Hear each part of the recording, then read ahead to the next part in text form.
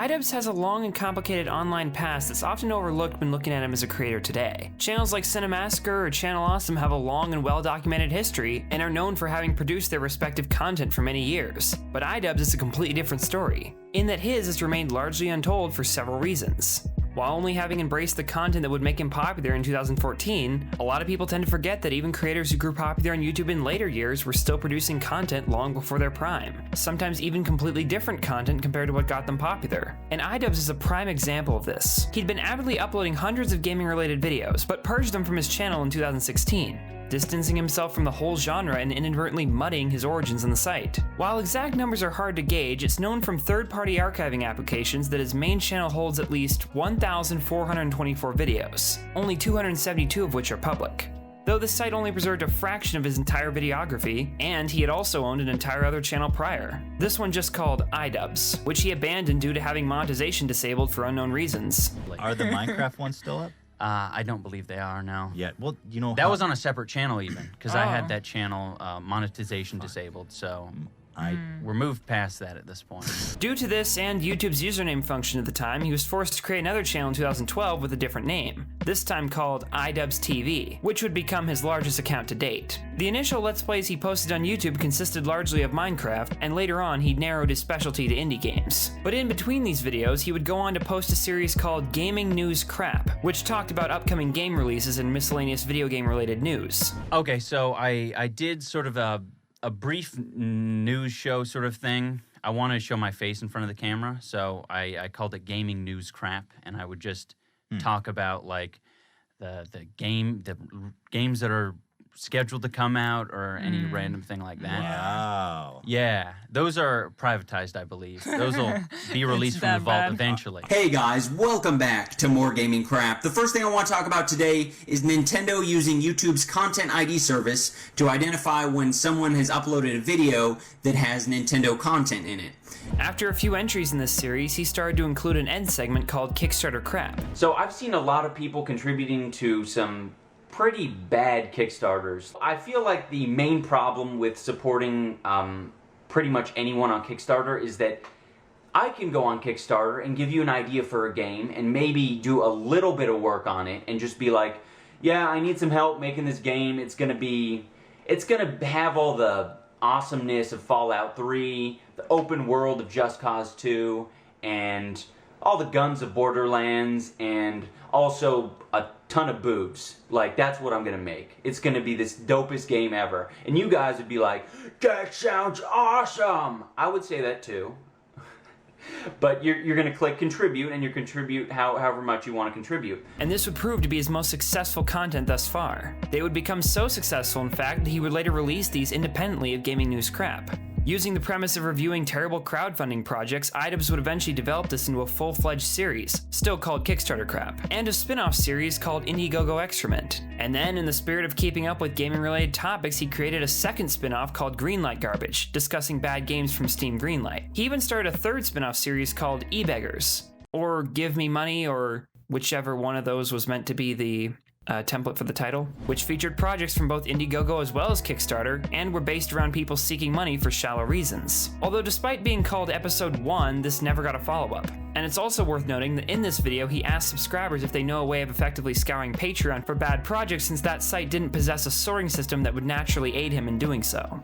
Alright everybody, that is going to do it for this episode of eBegging International. I hope you enjoyed watching. I might do more eBegging videos. I don't know, I want to do some Patreon shit. The problem with Patreon is that they don't have an infrastructure set up to find the worst shit on their website. They only feature like the semi-decent campaigns, and like if someone's like, I'm a retarded guy that plays Minecraft, like his thing won't show up. So you have to like somehow find it through many other means. If you guys have any tips on how I could do that, let me know, because I'd like to give more shit to patron people. Presumably, this was to create yet another Kickstarter spin-off series following the success of the others. But like the eBeggars series, this was never expanded upon further. So I guess we never got Patreon poop or GoFundMe feces or anything like that.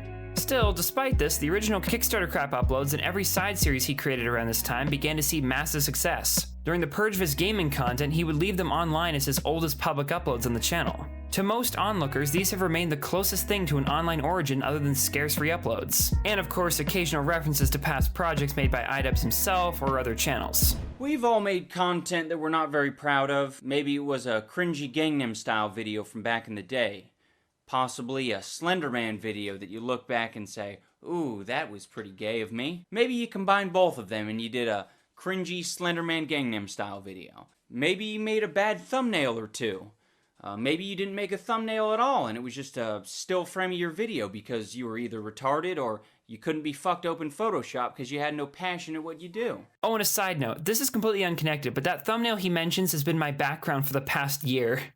I just thought that'd be funny to mention. He would have several successful videos before his prime, Slenderman Gangnam Style being one of these, but most everything else has been largely lost. Archived links on the Wayback Machine were few and far between, and most didn't even know where to recover the URLs needed to even access these potential archives. Because the way this works is you have to put in the link into the Wayback Machine to even see if these videos were archived. Good luck finding a list of all his old video URLs, and by the time he'd moved on to posting his now legendary Content Cop series, older iDubbbz videos were long gone, before they could get the traction needed for archives to download them or for the Wayback Machine to notice them. But things have changed. As stated, Wayback Machine captures were few and far between, but that doesn't mean they didn't occur at all. And with daily uploads stretching out for years on end, something was bound to stick around.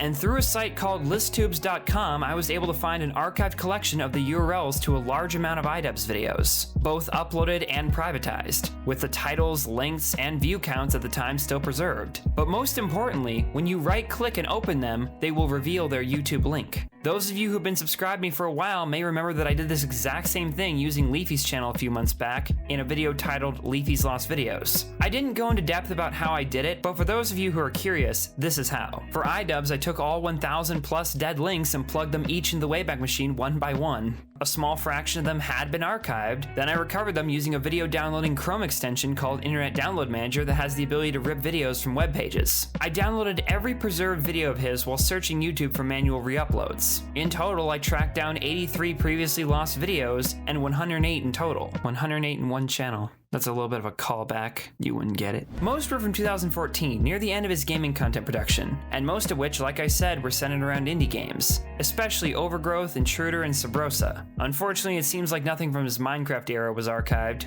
and in fact, no videos on his original channel appear to have survived, although screenshots of them do exist. It seems as though the 2 videos still public on his channel remain its only surviving content. Every other video I recovered was from the main channel, and with the help of a friend, @LostAnind on Twitter, we combed through every single one, both to try to find information and to generally see what his content was like at the time. And after having done so, the results were pretty lukewarm. I'll admit, without pushing the lines of being a biased narrator, these videos aren't insanely entertaining. I'm well aware that entertainment is subjective, but from the vantage point of an iDubbbz fan looking for iDubbbz content, you may be disappointed because it's very clear that Ian's intent with these videos is to put the emphasis on the game rather than himself for the sake of reviewing them. That's not to say they're devoid of personality, but they aim to promote and assess the quality of underrated or unknown games to tell you whether or not they're worth buying. Not exactly the personality-driven content that iDubbbz does now.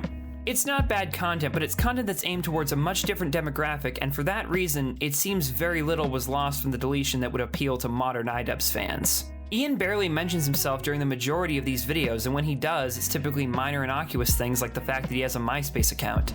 Thank you so much for watching. Remember to like me on Facebook, follow me on Twitter, go to my MySpace page, stalk me on MySpace. This is about as personal as it gets in a typical video. And even when he delves into more personal topics in videos that aren't focused on games, it's usually something he's talked about in other videos that are still public, like his strong advocacy for free speech and his views on criticism. The only time I ever get a little frustrated is when they call me out and they're fucking right. That's the only time where I'm like, oh damn.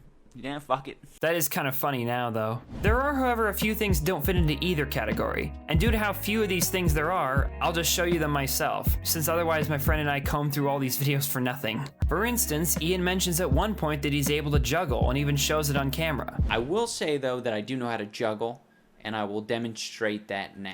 Alright, here we go. I know you can't see my hands, but that's that. And in this same video, he mentions that he sets his YouTube milestone goals by looking at others who are more successful and in a friendly competitive spirit seeks to outperform them, or match them. I'm gonna let you guys in on a little bit of a secret. I don't set standard milestones like 5,000, 10,000, 50,000. My milestones that I actually look at when I'm not talking to you guys are what other people have. So I'll look at another YouTuber that is doing better than me, and I'll say, you know what? I got to get to their level. I got to get to their level. So, they have 100,000 subs. I'm going to get to their level. So that's what I'll do. I'll do my best to sort of compete with them. I won't message them and say, you're done, fucker. I'll just sort of myself just look at it every once in a while and compare and be like, all right, this is working, He also cites PewDiePie as the most inspiring person on YouTube due to him being a kind and down-to-earth everyman, thus showing others that they too can achieve fame online. As much as I'll probably get some hate for this, PewDiePie, the reason PewDiePie is inspiring is because he, from what I could tell, is just a pretty average dude, and he has grown to the most massive scale you could possibly imagine. I think he's probably nearing 30 million bros, and that is a shit ton. That is more than many networks, So that's really surprising, and it's inspiring. Love him or hate him, it's inspiring. Additionally, Ian also talks about the fact that he created a game in 24 hours called Think or Swim. iDubbbz's, have you ever tried to develop a game before? If so, how did it turn out? Yes, it is called Think or Swim. It's a game I made in 24 hours, and it is on my website, iDubbbz.com/projects. Big thanks to Haida, who made the Mac version of Think or Swim. Funnily enough, I went to iDubbbz.com, and even though there's no projects tab, I found that by adding /projects to the URL, this game is still accessible for download on Windows and Mac. However, at the time of this video, it appears that the site as a whole is under construction, so whether or not this game will continue to be secretly available is unknown. But while I was on the page, I did download a copy of the game myself and tested it, and it's still playable on Windows 10. To those of you who might want it yourself, the game's project page was archived on the Wayback Machine, and you can actually still download it from there. Who knows, maybe if it's interesting, I'll make this into a topic for its own video. No promises though. During his deleted backlog, Ian also talks about his production cycle for content, stating in his videos that while he writes notes, much of what he says in his Kickstarter crap videos is off the cuff. In a shitty place because I want to refer to my notes. In fact, I basically write a script for myself, and I want to read it, but I don't have a teleprompter. I'm not going to read off my computer because it's foolhardy, quite frankly, and I want to seem a little bit more off the cuff. So I try to be more off the cuff. Every once in a while I'll glance over, but it's tough for me because I feel like sometimes I write some dope lines and a lot of them get missed because I try to go more off the cuff and just rant. But anyway, that's my rant about my rant. And in a Q&A video states that his uploads relating to games like Overgrowth will require 1 hour of time for recording and editing, while games like Intruder require 2 to 3 hours. How long does it usually take to record and edit a video? That depends. If I'm just recording with no breaks and it's just like Overgrowth showing you a new weapon or something, that's going to be a clean, maybe 20 minutes to record the video, maybe, I don't know, let's say 10 minutes to edit. And then it's got some rendering time and some uploading time. So by the time it's done, it's maybe around an hour. But if it's something like Intruder, where I have to sort of watch it, cut it up, watch it again, cut it up, rearrange it, render it, upload it, that can take upwards of 2 and 3 hours. So that's a little bit exhausting. This video then ends with him stating that his future plans with the channel were to pursue more funny things and get out of his comfort zone a bit more. What are your future plans for this channel? Anything you are really excited about? There's nothing in particular that I'm excited about. I plan on doing more things, more funny things, and I really am never quite sure when that's going to happen because I know that I just need to step out of my comfort zone, do something funny, do something different. And sometimes it's funny, sometimes it's not. Usually I'll upload it if it's funny. If it's not going anywhere but down the trash can. It's a bit chilling knowing that a few months after he said that, he would go on to gain 7 million subscribers and become one of the most well-known channels on the site. Anyway, one interesting thing of note is that among these deleted uploads is a standalone Kickstarter crap video, which have almost universally been left untouched on the channel since their creation. But apparently this one is an exception, and as far as I can tell it's the only exception since there weren't any more deleted Kickstarter crap videos on the list. Minus his first one, which was only deleted a few months back for unknown reasons. This other one, however, has been gone for years, titled Kickstarter Crap Girls and Games Calendar, wherein he says a few things that are kind of funny in retrospect. Just a few things to know before I get started. I want to let you guys know that I probably won't be able to scratch the, sexualization of women itch that you may have, because I am not entirely well versed on the subject, and I think there's a lot of manufactured outrage out there. But he also mentions that he apparently used to sell rocks on the side of the road at his grandparents' house that he took from the beach. I would go on the beach and collect rocks, which I think is probably a crime, but either way, collected rocks, collected seashells, would take them back home to my grandparents' house. I didn't live in my grandparents' house. I don't know why I call it home. I went there occasionally, and I would set up a little shitty stool with some rocks and seashells on it, and I would say, please help me buy some seashell, $2 for one seashell. This makes some sense since he did a callback to this story in another video that's public today, though that reference was a bit jarring since the video he was referring to ended up being deleted. But it is soon going to be cringeworthy for him. The only thing, and it's on the internet, the only thing I had to worry about is fucking my mom or dad or friend remembering that I sold sticks and rocks on the side of the street. Remember when Ian was trying to sell sticks and rocks on the side of the road? What a fucking moron. Why that video was taken down is unknown, but an Overgrowth video includes an end segment where iDubbbz talks about facing copyright issues with the Kickstarter crap of his. And I got my Kickstarter crap video back online.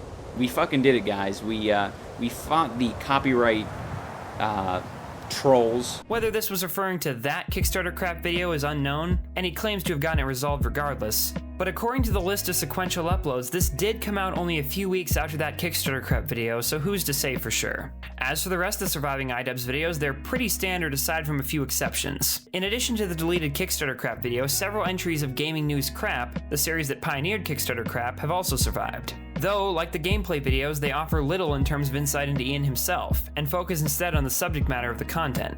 On top of these, however, there are 4 unlisted videos that are still accessible on the iDubbbz channel using URLs, 2 of which are gaming videos, making them the only remaining gaming content that can still be viewed directly from the main channel today, and the other being 2091 Jim's Odyssey. The third unlisted video is an animation made from an audio segment taken from a Kickstarter crap video, and the fourth is just called Giant Pitbull and it's 1 second long. And then what it's gonna do is a made you look prank. This was a segment taken from the Content Cop on how to prank it up, and I vaguely remember it being uploaded and linked as a joke in an annotation somewhere.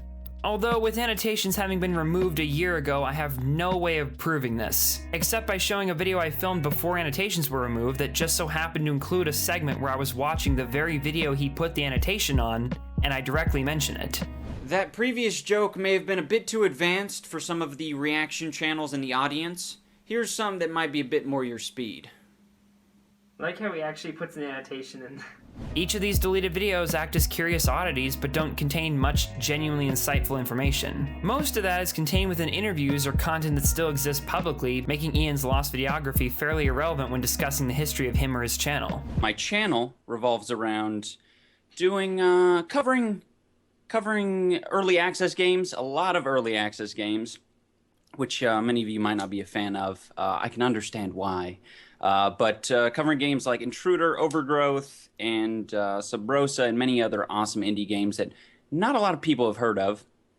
And then I do a series where I sort of analyze crappy Kickstarter projects, and I sort of go off on rants and tangents about how bad a particular Kickstarter project is. And yeah, that's probably my most popular series, so. But until now, many of his old videos haven't resurfaced long enough for it to become apparent that they don't house much in the way of interesting information about Ian himself. And although these may be all the videos recovered from iDubbbz's long-deleted backlog, there are several other aspects of Ian's past aside from videos that I also sought out. You see, as many of you know, iDubbbz's popularity began to grow after having started Kickstarter crap, and this increased exponentially following the creation of Content Cop. In general, critique-based content, specifically of another person, was what elicited the most positive response from viewers and had the widest appeal. And by extension, many would argue that a lot of the entertainment value from Content Cop came from the back-and-forth banter between Ian and the creator he chose to talk about in the form of response videos. Following a Content Cop episode, the person in question would respond, which prompted Ian to release a Content Deputy video dissecting the response. This was a cycle that Ian had inadvertently tested during the middle of his Kickstarter Crap series when his popularity had increased enough to where many of the creators talked about on Kickstarter Crap felt the need to respond to him directly. It was especially common when the creators had their personal image tied to the project and were easily ridiculed, like with Pisces, Quaffine, Gator and Poon, and Lucic Diamond Eyes, and all of which made response videos lashing out against iDubbbz himself and refuting his points. iDubbbz then responded to these videos with both serious and comedic lines, which fell in nicely with the style of the original Kickstarter Crap videos. And due to the success he found from this format and how memorable these encounters had become, it's no surprise that iDubbbz would go on to produce the first episodes of Content Cop less than a year after the first of these Kickstarter Crap response videos started to appear. But what many aren't aware of is that of the 100+ Kickstarter Crap videos, many have gotten responses that have been completely undetected by Ian entirely. These haven't necessarily taken the form of response videos, but it's become more than common for the creators of these projects talked about in iDubbbz videos to delete their projects entirely. There's no direct proof that these creators did so just because of the Kickstarter Crap videos, but given that most of the deletions occur within a day or two of Ian's video, I think it's pretty safe to say that a lot did.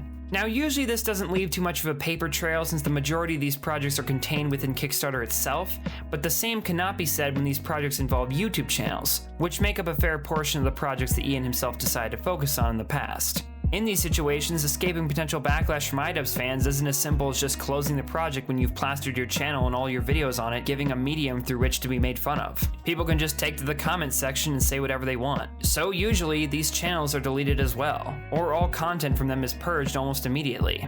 I went through and checked every project that had social media linked to it to verify this, and the majority of them were now defunct. The only ones with intact channels are ironically Quaffine, Lucic Diamond Eyes, and Gator Poon, who arguably responded the strongest. Though of these three, Lucic has purged all his content, and the Gator Poon channel has rebranded to Gator the Legend, since Poon and the others have apparently left, leaving Gator to run the channel on his own.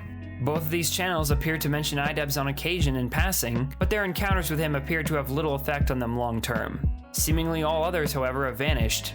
Although using Google Plus before it went down over a year ago, I was able to recover the pages of 3 now deleted channels, since any channel created prior to 2015 had an auto-generated Google Plus profile that would mirror your uploads. I managed to find pages for Game Blover, One Sit Wonder, and Unstoppable 360, all of whom had Kickstarter Crap videos based off of them at some point, and all now have deleted channels. But I did discover that Unstoppable 360 made a new channel as of a few months ago, after having been active on Twitch in the interim following the deletion of his first channel. But also, Dayron Arias created a YouTube channel, so go and check that out, please. It is gold. Don't say anything to him or anything, just watch the videos, please. I want this guy to stick around. But aside from this, information on iDubbbz's Kickstarter Crap victims, much like his old videos, is few and far between and lacking of any real substance.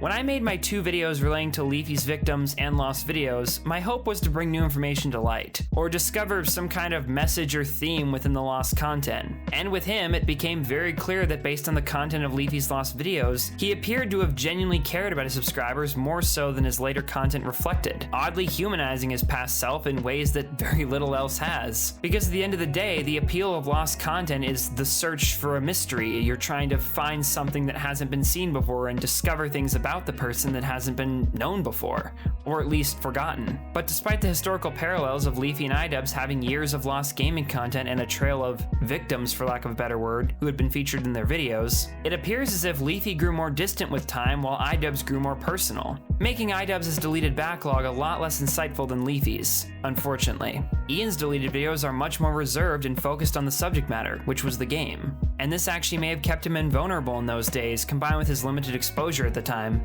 But as time has proven, when one enters the spotlight, even those who are near invulnerable eventually experience backlash, whether for better, or worse, or for nothing. This is fucking annoying. I don't know why you people are watching this shit anymore. I might make a video about you someday, Senpai Dub. There's not really much to criticize you about. It'd probably be a completely positive review, but I would make it. I would do it.